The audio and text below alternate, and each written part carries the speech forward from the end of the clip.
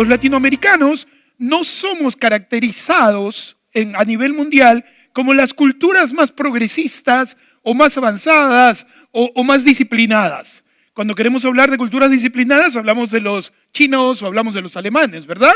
Cuando queremos hablar de culturas tecnológicas, hablamos de los japoneses. Cuando queremos hablar de culturas limpias o de gente que puede vivir con buenos valores, hablamos de Dinamarca, hablamos de Suiza, hablamos de esos paisajes y paraísos preciosos según nuestra percepción. Pero yo pregunto si Latinoamérica está condenado a siempre ser conocido como una región indisciplinada, donde la pobreza nunca se va a ir, donde las costumbres que tenemos no pueden redimirse, ser redimidas por parte de Dios y construirnos en una sociedad como aquellas que admiramos. Yo honestamente he nacido en la ciudad de Lima, soy peruano, recorro varios lugares del mundo y cada vez que alguien quiere decir, peruano, latino, le digo, realmente primero soy hijo de Dios y tengo el encargo de poder hacer que las naciones donde estamos puedan ser naciones elegidas por Dios. Luego regreso a mi país, veo el tráfico, veo la pobreza, veo los medios de comunicación y digo, wow, todavía hay un montón de trabajo que hacer. Toda Latinoamérica es muy, muy, muy parecido. El único país que tiene alguna diferencia a nosotros es Brasil, pero el resto, usted está aquí en Guayaquil y es casi lo mismo que estar en cualquier otra ciudad del continente, en cualquier otra ciudad importante del continente. Y eso es algo que, déjeme decirle sinceramente, no estoy de acuerdo. No estoy de acuerdo cuando se cree que el Evangelio solamente sirve para salvar vidas, sino creo que el Señor también quiere redimir la cultura completa. Quiere redimir el entorno completo. Quiere que mis hijos crezcan en una sociedad mejor donde yo nací. Estoy convencido de que la fe que podemos tener en el Señor no es solamente para que yo, cuando muera, sepa que no voy a ir al infierno. Creo que toda la obra de Dios, al igual que en la historia del mundo, sirvió para construir países gigantescos y maravillosos, puede suceder también en Latinoamérica si es que nos concentramos a hacer una evangelización buena y además hacer el testimonio que todo hijo de Dios debería hacer. Por eso le hemos llamado el tema batalla cultural. Pero batalla cultural, el tema de la cultura y el evangelio, es un tema que se ha trabajado muchas veces por cristianos. Y a mí me llamó la atención que en los últimos 2 años cambiaron de nombre, ya no era evangelio y cultura, le pusieron batalla cultural. Y un señor, Agustín Laje, intelectual argentino, muy bueno, con muchísimo contenido y con extraordinarias exposiciones y además muy buenos libros, generó una atención enorme de parte de los pastores. Y muchas reuniones de pastores lo invitan a Agustín Laje para que él hable. Cuando Agustín no conoce el Evangelio, no conoce nuestros valores, y él viene y habla de lo suyo. Es súper honesto, súper transparente, nunca ha tratado de engañar. Él dice, lo que nosotros hablamos es tema de política. Pero yo creo que se adueñó de alguna manera del tema del Evangelio y la cultura cuando somos los cristianos los que, desde que Jesucristo estuvo en la tierra, habla de transformación cultural. Entonces yo quiero, en la primera parte de esta exposición, contarles un poquito de dónde viene el término batalla cultural y luego a llevarlo a la responsabilidad que tenemos como cristianos para realmente hacer algo, no solamente para que mi iglesia sea más grande, no solamente para que mis hijos también conozcan al Señor, no solamente para que se escuche más música cristiana en la calle, sino para que la cultura completa pueda ser transformada y pueda ser una cultura que glorifique el nombre de Dios. Ok, vayamos al primer slide, por favor. Batalla cultural no lo inventa Agustín Laje, lo inventa Antonio Gramsci. Él nace en 1891 y más o menos al inicio de los 1900 es que él lanza este término, batalla cultural. ¿Quién es este señor? Es un izquierdista, es un intelectual de izquierda que cuando sucede la revolución rusa necesita hacer algo y Mussolini, por las ideas que tenía Antonio, lo mete a la cárcel. en la cárcel hace un libro que se llama Cartas de Antonio Gramsci. Y allí él habla de una realidad que se ha dado cuenta. Él dice, nosotros estamos tratando de traer una revolución que pueda bendecir, bueno, él no dice bendecir, que pueda ayudar a los campesinos. Estamos tratando de traer una revolución que pueda ayudar a los obreros y sin embargo a mí, en Italia, en su caso, me meten a la cárcel. Y en Rusia la historia es más triste, porque no sé si usted lo sabe, pero la revolución rusa tiene que matar miles de campesinos que no entendían la ideología que ellos tenían. Y precisamente a Lenin y a los primeros revolucionarios rusos se les acusa de tener que hacer esos asesinatos porque se dieron cuenta que por más que ellos decían que querían ayudarlos a que tuvieran mejor educación, más oportunidades, más dinero, claro, dentro de su manera de pensar, la gente no los entendía. Entonces Gramsci dice, precisamente, se da cuenta que hay una cultura que se enfrenta a sus ideas e ideales marxistas y que hay que trabajar en ella. Ya desde este momento, los izquierdistas van a empezar a tomar un adelanto de lo que hoy día vivimos nosotros. Yo no sé si usted se acuerda que las mejores canciones de la Nueva Trova eran todas socialistas. Y que lo que amamos de la música latinoamericana es que es revolucionaria. La canción latinoamericana que básicamente cuenta la historia del amor de una pareja nos gusta, pero las que nos hacen vibrar son las que son revolucionarias. En las universidades actualmente y hace 10 años se enseña que si tú eres una persona que vas a ser profesional, debes tener un pensamiento socialista, debes leer libros socialistas. Si yo me pongo a preguntar en Latinoamérica en general, ¿cuáles son tus ideales? Los ideales de la mayoría de nosotros son socialistas, porque lamentablemente ya desde el inicio de 1900, estos señores dijeron, si vamos a hacer algo para que bienestar de la gente, primero tenemos que cambiar la forma de pensar de la gente, porque si no lo que va a suceder es que vamos a seguir teniendo que matar gente que no nos entiende para que la revolución no se detenga. Ahora, esto lo dicen seres humanos que estudian los medios de comunicación, que estudian los procesos de comunicación, pero que llegan a conclusiones que ya la Biblia las enseña antes.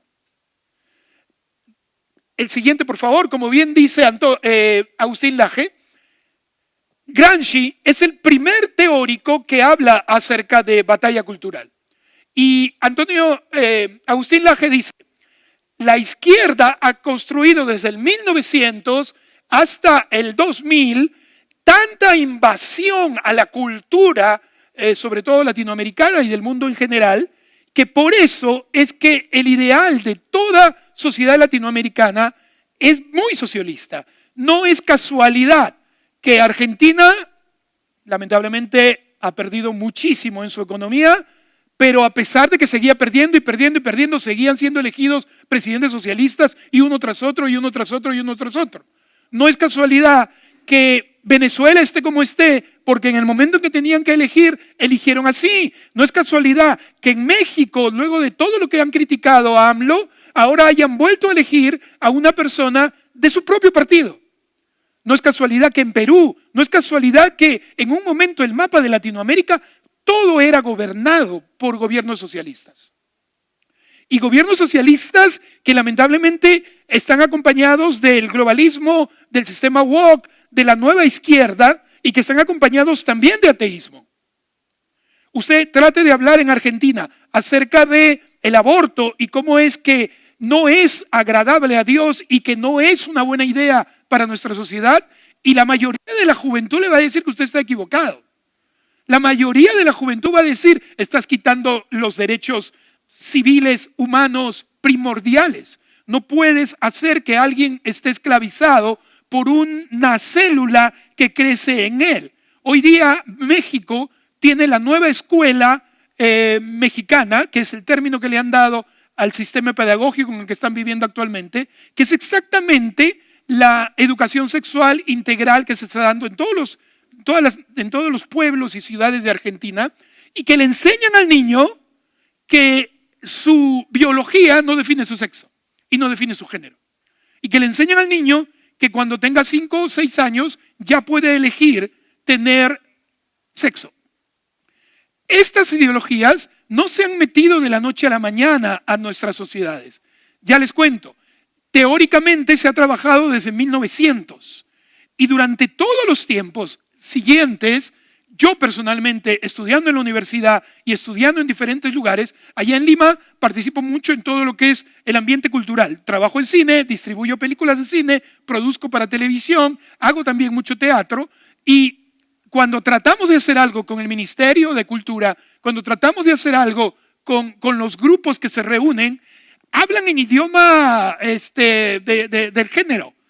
Es gracioso los chats y cómo se ponen a hablar en ese le, tratando de cambiar, entre comillas, lo que ellos dicen que debería cambiar en la sociedad.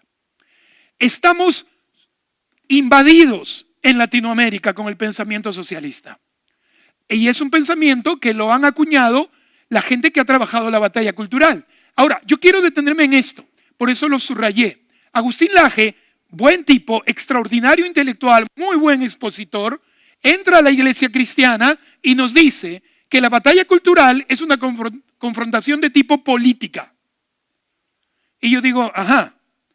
Y todo lo que yo supe acerca de la contracultura cristiana, ¿dónde lo dejas, Agustín? Bueno, Agustín no tiene por qué saberlo porque nunca ha congregado en una iglesia y no ha leído los mejores intelectuales cristianos. Pero yo estoy en contra de él cuando él dice que la batalla cultural solo es una confrontación del tipo política. Él llega a decir que la batalla cultural la define la opinión pública y es parte de la guerra por el poder entre la derecha y la izquierda. Estoy absolutamente de acuerdo a su perspectiva. No me parece que él está siendo deshonesto con lo que está enseñando, pero yo sí me pongo desde mi lado de cristiano evangélico y digo un rato, la batalla cultural no es solamente un rollo político y no tiene solamente que ver con qué partido es el elegido, tiene que ver con qué sociedad estamos construyendo. Perdón que lo diga de esta manera, pero yo creo que si yo le pregunto a Agustín Laje, Agustín, ¿y cuál sería lo más importante de hacer batalla cultural? Yo ya le he escuchado en alguna entrevista que él ha dicho eso, y él ha dicho que la derecha vuelva al poder. Y yo me pongo para atrás y digo, si voy a involucrarme en una batalla cultural, no es para que un partido sea elegido o el otro.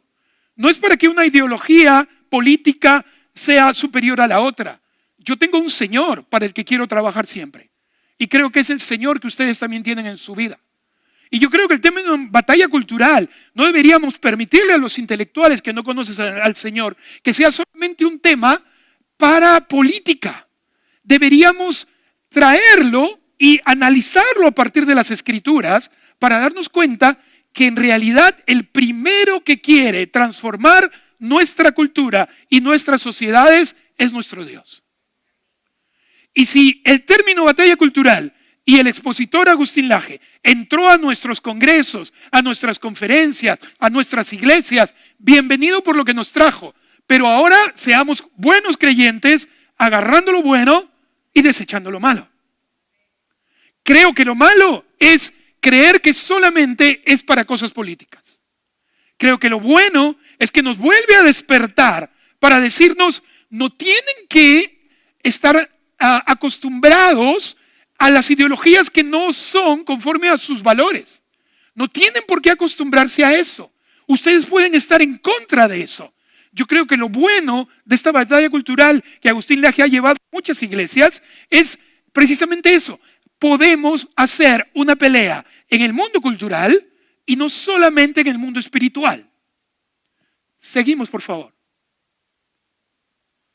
¿Por qué es relevante hablar de este tema? Ellos lo definen así, porque la cultura o cosmovisión del hombre define la acción del hombre. Es relevante porque la revolución socialista no triunfó en Europa porque la gente no pensaba como ellos. Ellos dieron cuenta de que si modificaban los valores, fíjense esa lista, los valores, la historia, el lenguaje, las costumbres, los símbolos, las tradiciones, son lo que modifican el clima donde vive el hombre, por tanto, la acción del hombre. La izquierda se dio cuenta que no podía hacer cambios por las armas y los hicieron por las culturas. En las universidades, en el lugar de trabajo, en el teatro, en la música y en el cine. yo me puse a analizar esto, porque esta es una frase creada por ellos. Dice que la batalla cultural debe venir a modificar valores. ¿Quién es el primero que dice que hay que modificar valores en el ser humano? Pero ¿sabe qué? A mí me gustaría que usted anote esa lista, porque me gustaría que aquí salgamos gente comprometida con hacer una batalla cultural a favor de nuestro Dios en las áreas que ellos ya estudiaron y en los elementos que ellos consideran que son muy importantes. Porque a veces hacemos cosas a como se nos ocurre, pero si las podemos coger de gente que ha estudiado el caso, vamos a poder ser mucho más eficientes en las soluciones que consigamos. Él dice que se trata de cambiar valores, la historia, el lenguaje. ¿Verdad que nos están tratando de cambiar el lenguaje? El aborto no se llama aborto, quieren ponerle interrupción del embarazo. Porque aborto suena a asesinato, interrupción del embarazo suena a cuidar a la mamá. Hay que modificar costumbres, símbolos, tradiciones. ¿Y sabe a dónde me lleva esto? Y realmente me genera glorificar al Señor de una manera extraordinaria. Cuando Dios crea a su pueblo. Algunos dicen, el Antiguo Testamento es el Antiguo Pacto, hay que leer y llevarse más por el Nuevo Testamento. Mentira. El Antiguo Testamento me enseña el corazón de Dios. El Antiguo Testamento me enseña los ideales de Dios. El Antiguo Testamento me enseña lo que Dios quiere hacer con su pueblo. En ese entonces un pueblo judío, pero hoy día nosotros que somos partes también de esos herederos. Yo no puedo anular el Antiguo Testamento porque el Antiguo Testamento me dice qué es lo que Dios prefiere. ¿Cómo es que Él manifiesta su santidad y espera santidad de nosotros? Pero también me enseña, escuche bien, pastor, a qué es prioridad para Dios lograr en su pueblo. Esa es una pregunta que todos los pastores nos hacemos. ¿Cuál es la prioridad en la formación del grupo de gente que viene a mi iglesia? ¿Qué cosas le voy a dar para que ellos puedan formarse como verdaderos discípulos de Cristo? Lo primero que solemos dar es discipulado básico, amén. Luego nos preocupamos porque tengan un hábito muy claro de buscar a Dios cada mañana, porque congregación que busca a Dios cada mañana es congregación que va a estar en comunión con Dios y que va a caminar con el Señor. Pero luego decimos, nos quedamos por ahí. Y nos preocupamos más en llenar los eventos y que vengan a venir y que puedan escucharnos la nueva exposición y la otra palabra que tenemos. Nos preocupamos en que conozcan un poco más de la Biblia y no nos preocupamos de elementos que Dios se preocupaba para el pueblo judío en el Antiguo Testamento. Que tienen que ver básicamente con esto, con darle nuevos valores, con darles una nueva historia, con darles nuevo lenguaje, con darles nuevas costumbres, con darles nuevos símbolos. Pastor, ¿me está escuchando bien? Yo sé que usted se preocupa porque aprendan la Biblia, pero yo quiero decirle que también deberíamos preocuparnos porque esa congregación que tenemos crezca con una cultura propia del Evangelio. Cuando hablamos de nuevos valores, de que hay que modificarlos, estamos hablando de que el cristiano no solamente diga yo hoy soy salvo para mi futuro cuando me muera, ¿verdad? Sino hoy puedo ser un agente de cambio en mi sociedad. Cuando hablamos de nuevos valores, yo recuerdo hace años una emisora de radio en Lima me dice, nosotros creemos que estamos llegando a toda la población evangélica. Yo le dije, no están llegando a toda la población evangélica. Es más, la población evangélica está cambiando de hábitos, está cambiando de valores, está cambiando de costumbres. ¿Por qué no me permite hacer un estudio a través de encuestas en un mínimo de 100 iglesias? Hagamos preguntas a la salida y vamos a ver cómo está el pueblo evangélico hoy. ¿Sabe qué encontramos? Encontramos que el mismo porcentaje de gente no cristiana que escuchaba música merengue era el mismo porcentaje dentro de la iglesia. El mismo porcentaje que leía un tipo de diario, allá el diario más importante es El Comercio, el mismo porcentaje de gente no cristiana que leía El Comercio era el mismo porcentaje dentro de los cristianos. El mismo porcentaje que le gustaba tal tipo de comida fuera de la iglesia era el mismo porcentaje que le gustaba ese tipo de comida dentro de la iglesia. El mismo porcentaje que tenía como prioridad pasar tiempo con su familia estaba también el mismo porcentaje dentro de la iglesia. El mismo porcentaje de gente que tenía errores o había tenido dificultades en su matrimonio, el mismo porcentaje dentro de la iglesia. Y nosotros nos preguntamos, ¿dónde está el discípulo de Cristo? Porque si no somos un cambio, ¿por qué es que decimos ser seguidores de Jesús? Póngase a pensar un rato en sus costumbres. ¿Cuánto cambió sus costumbres desde que usted conoce al Señor? Yo sé que ahora ora más. Yo sé que ahora de repente quiero creer que ya no miente nada. Pero ¿se ha dado cuenta cuánta gente en nuestras iglesias sigue haciendo negocios con alguna coima? ¿Cuánta gente de nuestra iglesia no se hace ningún problema si llega a una fila y no espera su turno? ¿Y se mete por ahí porque mi amiga está más adelante?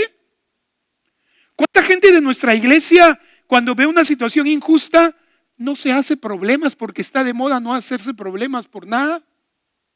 En vez de convertirse en un adalí de parte de Dios para que diga algo y condene al menos la maldad. Por eso es que elegimos entre candidatos que no les exigimos un estilo de vida. Dígame cuántas veces hemos elegido candidatos que en nuestros países se han hecho más conocidos porque engañaron a la esposa o porque tuvieron otro hogar. ¿Cuántas veces nosotros, yo que trabajo en CREA y trabajo con productores de televisión y productores de cine, le digo a algunas iglesias, ¿cuántos de ustedes vieron tal película? No. ¿Y esta otra? No. ¿Cuántos de ustedes ven ese programa de chismes sobre farándula? El mismo porcentaje que en el mundo ve, o sea, si en el mundo hay un 20% no cristianos que les gusta ese programa de chismes de farándula, dentro de la iglesia, el mismo porcentaje le gusta programa de chisme de farándula. No lo puedo creer. ¿Sabe por qué? Porque dentro de las enseñanzas bíblicas que damos, a veces no somos específicos en qué se debe hacer y qué no se debe hacer. Por ejemplo, últimamente en las iglesias no se quiere condenar desde el púlpito o no se quiere enseñar desde el púlpito que la convivencia es algo que no viene de Dios. Y hoy en día usted va a encontrar más parejas convivientes dentro de las iglesias que después de un año o dos recién arreglan su situación. Porque como si fueran no cristianos, dicen, yo ya tengo 6 meses en la fe, sé que no estoy haciendo lo que debería hacer, igual sigue durmiendo cada noche con la dama, pero ya nos vamos a casar cuando tengamos plata. Oye, ¿cómo así nadie te explicó que si tú quieres tener un matrimonio, se trata de establecer un pacto no entre 2, sino entre 3? Que el creador del matrimonio no es la ley, que no es importante tu matrimonio civil, porque eso es solo un registro, y en realidad lo importante es tu pacto con Dios. En Latinoamérica tenemos una herencia terrible sobre el tema del matrimonio, un paréntesis voy a abrir. Y es que en mi iglesia, por ejemplo, hay jóvenes que dicen, no tenemos dinero, pero queremos casarnos, vamos a hacerlo solo por civil. Y ya hay pastores que dicen, si lo han hecho por civil, ya está. Y yo digo, no. ¿Sabe por qué existe el matrimonio civil y luego el religioso en Latinoamérica? Por una herencia de la independencia. Porque la Iglesia Católica era los únicos que podían casar y registrarlo civilmente. Al igual que nacía un niño y no lo registraba la clínica o el hospital, lo registraba la iglesia.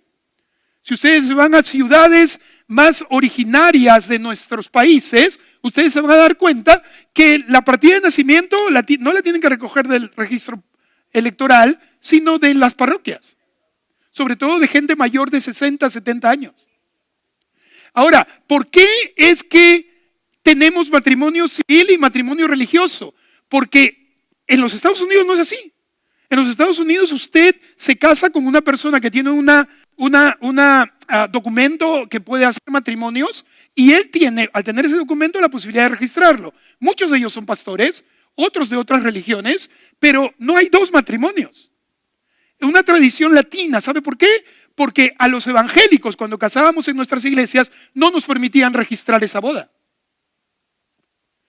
Hasta el 1950 aproximadamente, cuando una pareja se casaba en una iglesia evangélica, la ley no reconocía esa boda. Y entonces lo que se le ocurrió a la población evangélica es: háganos el favor de casarlos y registrarlos y luego hacemos la boda. En las parejas muy cristianas suelen hacer ambas bodas el mismo día, que es siempre lo que yo recomiendo. Porque es el registro oficial del pacto que hacen con Dios para que vivan esas dos personas entre tres a partir de ese momento. Pero fíjese, ¿cómo cambiamos esa cultura? ¿Por qué esa cultura nos hace meter ideas? Y nuestra juventud está creciendo, cantan todos los días, alaban al Señor de una manera maravillosa, van a campamentos, pero llega el día de la boda, solo civil porque no tengo plata. ¿Qué hacemos con nuestra cultura? Siguiente, por favor. Yo estoy hablando de esto. Cuando usted lleva la palabra de Dios a una sociedad donde desechan el pensamiento de Dios, no hay resultados. Pero cuando usted lleva la palabra de Dios a una sociedad donde todavía se mantiene la idea de Dios, ese lugar va a ser evangelizado. No es difícil de entenderlo.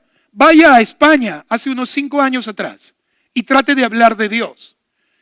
Nadie considera como una alternativa involucrar a Dios en su vida como una especie de Señor. ¿Cómo que Señor? ¿De qué hablas?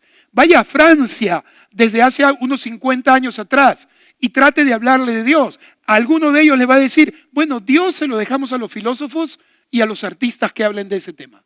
Los que trabajamos no tenemos nada que ver. Nuestra vida no tiene nada que ver con Dios. Entonces vamos a hacer una campaña evangelística a estos países de Europa y el resultado es mínimo.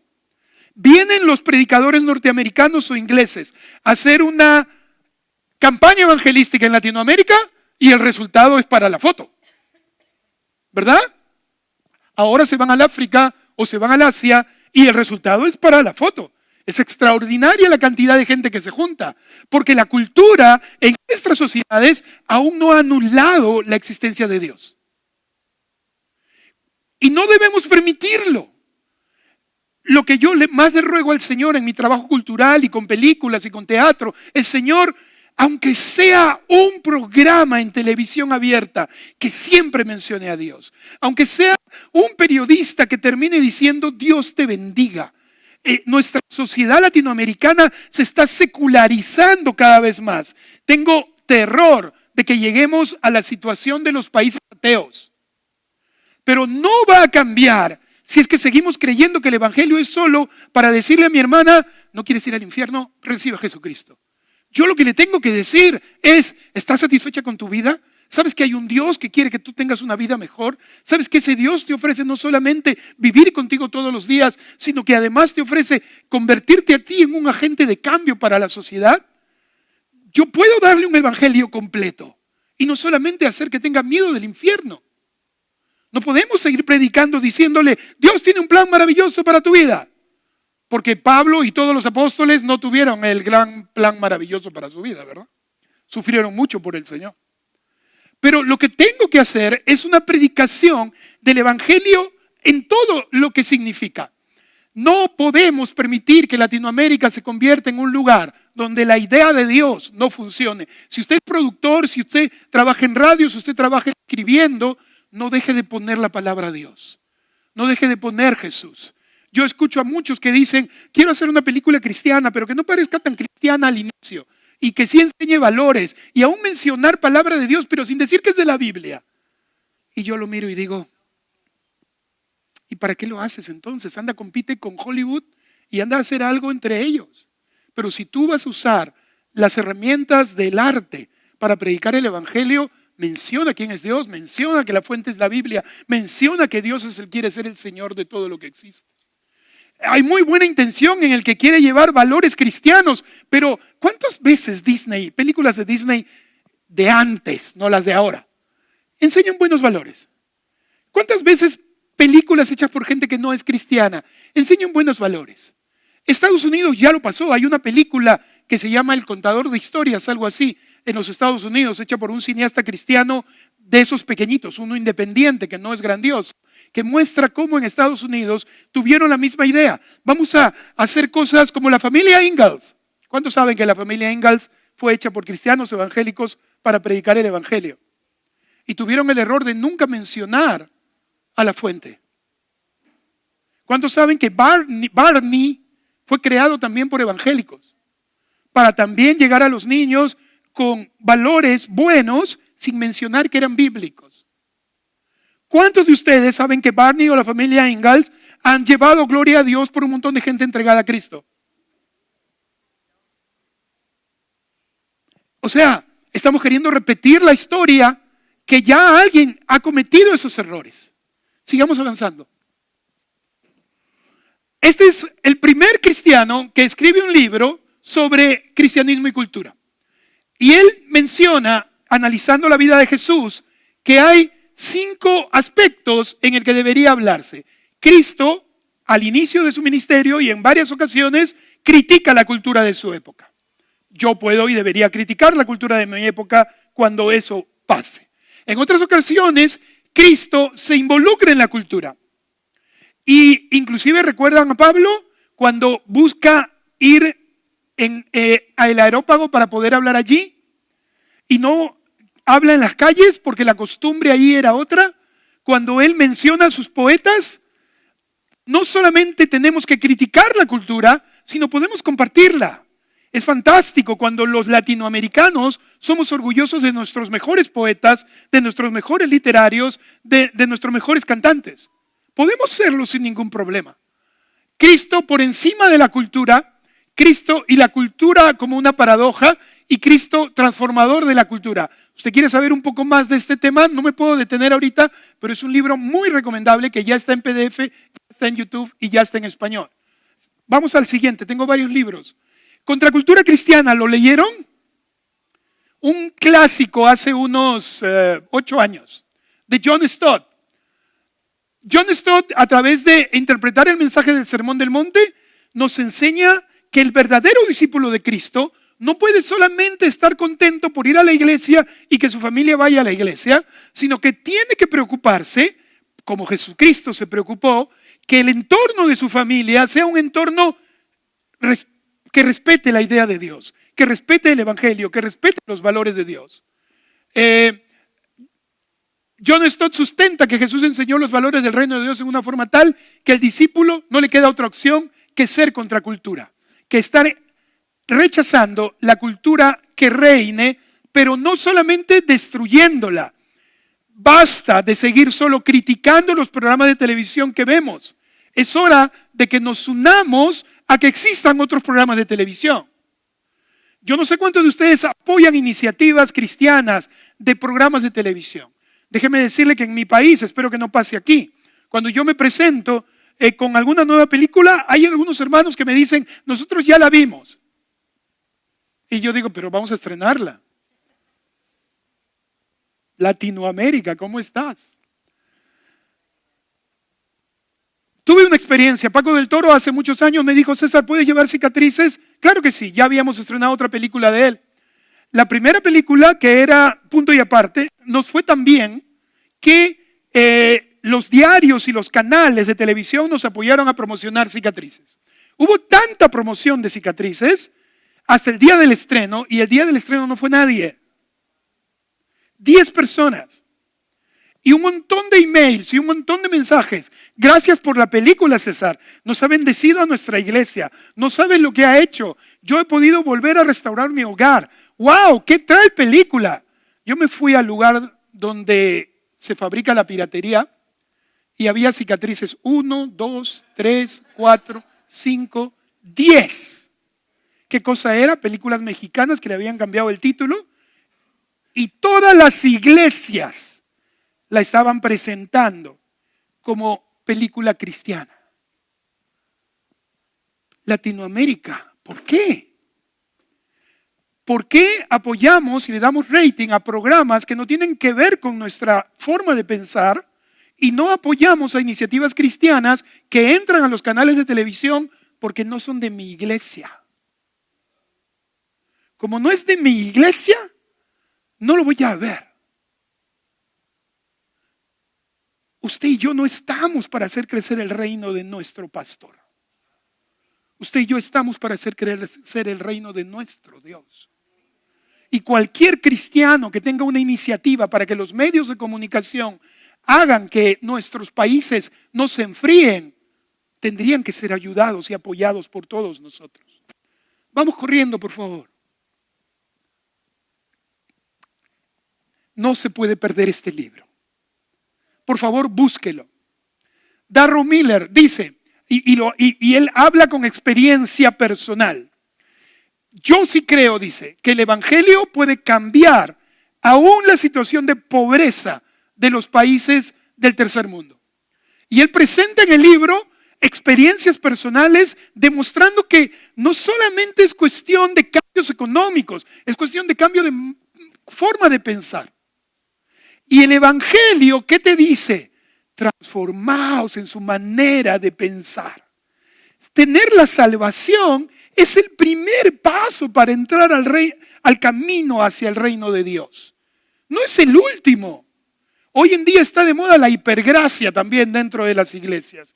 Y la hipergracia lo que está trayendo es que los jóvenes digan, pequé, no pequé, adelante, atrás, pequé, no pequé. No, pero Dios todavía me acepta. Y yo les digo, jóvenes, ¿y hasta cuándo van a estar en ese jueguito? Y no van a empezar a querer, como Pablo, experimentar la resurrección, o conocer los dones, o empezar a saber lo que es una intimidad verdadera con Dios. Se han acostumbrado en nuestras iglesias de que se trata de pequé o no pequé, le acuso o no le acuso. Oye, para Dios eso no es un grave problema. Él quiere darte santidad. Pero si tú no te metes por completo y en vez de estar siempre equivocándote o no equivocándote, te subes a la escalera automática que te va a llevar a su presencia. Entonces allí recién vamos a empezar a poder hacer transformación. Siguiente. Fíjese, esto anoté de la preocupación de Dios utilizando la cultura para crear un pueblo. Usted, pastor, me encantaría que lo anote o que lo tome. Porque mire, Dios no solamente mandó un mensaje lindo, no solamente habló a los patriarcas, Dios construyó una cultura. Yo le estoy proponiendo esta tarde, en su iglesia debe haber fiestas anuales y mensuales, como había en el pueblo de Dios, para recordar momentos extraordinarios de la historia de Dios. ¿Se acuerda de cada una de las fiestas judías? Aún en las bodas de una pareja pequeña, cualquier pareja, rompían una copa para recordar la liberación de un momento del pueblo de la ciudad de Jerusalén. Aún en una boda. ¿Qué tradición familiar tienes en Navidad? ¿Solamente la misma de tu país? ¿Por qué no le aumentas algo cristiano? Y se lo dedicas como una tradición hermosa a tus nietos y a los que van a venir en tu generación. ¿Qué tradición tienes cuando te reúnes para celebrar el cumpleaños? ¿Sabe qué está pasando ahora en los cumpleaños de las iglesias de Latinoamérica? Cada vez se parecen más a los cumpleaños de gente que no es cristiana. Y aún las bodas, cada vez se parece más. Y si pueden tener un cantante de moda que no sea cristiano, ¡ay, qué lindo! Pudo invitarlo. Debe tener dinero para pagarle. ¿Sabe por qué está pasando eso? Porque nosotros no estamos creando formas y tradiciones que nos acerquen más a Dios o que nos conecten y nos hagan recordar y agradecer por lo que Él hizo en nuestras vidas. Entonces, al no haber tradiciones, los jóvenes buscan tradiciones, buscan maneras de hacer, buscan hábitos, tratan de ser creativos. Hay un montón de iglesias que se levantan el 31 de octubre y tratan de hacer algo. Pero algunos dicen, para que la gente del mundo lo vea bien, hay que ponerle hasta fantasmas y calaveras. ¿En la iglesia? Sí, es que la gente del mundo está acostumbrada a eso, ya luego le damos el mensaje. ¿Sabe cómo crecen esos jóvenes? Luego no hay diferencia porque es la misma cultura de afuera. Y lo único que ellos entienden que va en contra de Dios o que no le agrada a Dios es matar a alguien o hacer algún pecado gigantesco. Tenemos que crear tradiciones, tenemos que crear fiestas, tenemos que crear costumbres, tenemos que crear poesía, teatro, historias. Tenemos que crear. Por favor, no apoyen solamente a los cantantes que crean canciones de adoración. Hay que darles aplausos, hay que seguirlos, hay que adorar al Señor. Pero apoyen también a esos cantantes que cantan sobre su pareja siendo cristianos y lo cantan de una manera hermosa. Apoyen también a esos cantantes. Yo no voy a olvidar nunca cuando trabajaba en una emisora de radio y nuestra canción que se hizo más fuerte fue Te veo en el cielo, de Guardian. ¿Alguien lo ha escuchado? Mucha gente escribía. En esa canción solamente sé que me renueva la esperanza de que hay vida eterna, decían algunos. No sabes cómo me levantó esa canción para no llorar tanto por la persona que había perdido. Yo no conozco a Dios, decía otro, pero quiero creer que voy a poder también ver a la gente que se ha ido en el cielo. La canción, si la escucha, no habla de entregar tu vida a Cristo o liberarte del infierno. Habla básicamente de un joven que perdió a una persona muy querida y su manera de despedirse es decirle te veo en el cielo. ¿Por qué esas canciones no las apoyamos? ¿Porque no las canto en la iglesia? Hermano, por eso es que no podemos influenciar en los no cristianos. Porque las canciones que más cantamos son las que tienen que decir Lirio de los Valles, Rosa de Sarón. Cuando el no cristiano no entiende qué es eso. Sigamos, por favor. Este es otro libro que les recomiendo por completo, El legado de la Reforma. Hace unos minutos Napoleón se presentó hablando de verdades incómodas en la política, ¿verdad? ¿Cuánto les gustó su charla? Estuvo buenísima. Pero él dijo una cosa que cuando bajó, yo me acerqué y le dije, ¿por qué has dicho esto? Él dijo que la iglesia había perdido lo que mejor sabía hacer, que era transformar sociedades. Y yo le dije, Napoleón, que yo sepa, la transformación de sociedades de parte de la iglesia ocurrió con Jesús y luego con la Reforma. En Latinoamérica nunca el Evangelio y la iglesia de Dios ha sido capaz de transformar su cultura, sino que nos hemos acostumbrado y nos hemos acomodado a la cultura que hemos encontrado. ¿Cómo cambiamos la cultura? Apoyando al que hace poesía, al que hace música, al que hace videos, al que hace contenidos, al que hace películas. No dándole rating al programa que no habla valores cristianos, sino a la iniciativa de otra iglesia que está tratando de poner cosas de Dios. Si no somos los más unidos, el mundo no se va a enterar jamás que nosotros hablamos de parte de Dios. Palabras de Jesús. Vamos con el último, creo. No podemos seguir ignorando lo determinante de la cultura en la predicación del Evangelio y en la formación de una iglesia universal. Cuando yo hablo de esto a un grupo de pastores con confianza, me dicen, César, ¿quiere decir que además de la enseñanza bíblica y además de las clases de autoayuda, que las iglesias están llenas, ¿verdad? Últimamente. O sea, ministerio de mujeres, perdónenme damas, pero se están dedicando demasiado a la autoayuda y no a leer la palabra de Dios. Ministerio de hombres están haciendo lo mismo, autoayuda y autoayuda y autoayuda, con ejemplos bíblicos como personajes de David y todo lo demás, pero al final de cuentas autoayuda. Y no estamos leyendo mucho la palabra de Dios. Si usted y yo no empezamos a trabajar en la cultura se va a convertir en un lugar donde la idea de Dios no sea respetada. Las iglesias ya no van a estar llenas o se van a llenar de gente que viene, canta, es feliz, sale y hace su vida como si nunca hubiese ido a una iglesia. ¿Cuántos jóvenes conocen así? Muchos, ¿verdad? Vienen, cantan, tienen ministerio, salen y hasta problemas de homosexualidad tienen. O de sexo antes del matrimonio.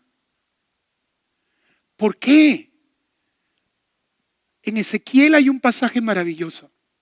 Cuando Dios le dice al profeta Ezequiel, cada vez que yo le he dado palabra a mi pueblo, ellos han agarrado la profecía y ellos se la ponen a cantar y no le hacen caso. Y le dice, por eso Ezequiel, tú no vas a hablar, sino que vas a agarrar un ladrillo de adobe y lo vas a poner delante tuyo y le vas a poner unas latas alrededor y solamente vas a renegar delante de eso. Sabe que Ezequiel es llamado el profeta mudo, ¿verdad? Porque cuando él tenía que empezar su ministerio, el Señor le quita la posibilidad de hablar. Tantos años se había formado para dar buenas prédicas y el Señor le quita la palabra. Pero le dice, yo no quiero que mi palabra siga sirviendo para que la gente se burle. A partir de ahora, usa otro método, Ezequiel, para llegar a la gente. Y cuando la gente se acerque y te pregunte, ¿qué haces? Tú le vas a decir, Dios ha dicho que este lugar es como Jerusalén, va a ser asediada y el enemigo nos va a atacar. Agabo le dice algo parecido en el Nuevo Testamento a Pablo. Y Isaías tiene hermosas imágenes de actos simbólicos para profetizar. El arte, el cine, la poesía, ¿sabe qué cosa es? Lo que expresa nuestra alma. Si usted no necesita ser un artista profesional para escribir o para actuar o para cantar. Saque lo que hay adentro, saque lo que hay dentro.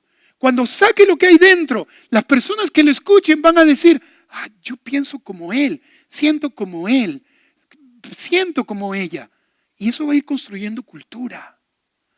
Y no solamente va a llegar el día donde nos digan, bueno, eso es la Biblia, pero ¿cuál es la realidad? No. Lo que van a decir las próximas generaciones es, si yo entiendo que la Biblia y la realidad es lo mismo, porque la iglesia trabajó para construir una cultura que nos rodee. ¿Me dejo entender? ¿Me he explicado bien? Sería fantástico que ustedes salgan de acá y contagien a otros la necesidad de que no solamente tenemos que predicar el evangelio de salvación, tenemos que predicar el evangelio integral, de justicia, de identidad, de ser realmente discípulos del Señor, de que el señorío de Dios esté por sobre todos nosotros. Que Dios los bendiga. Gracias.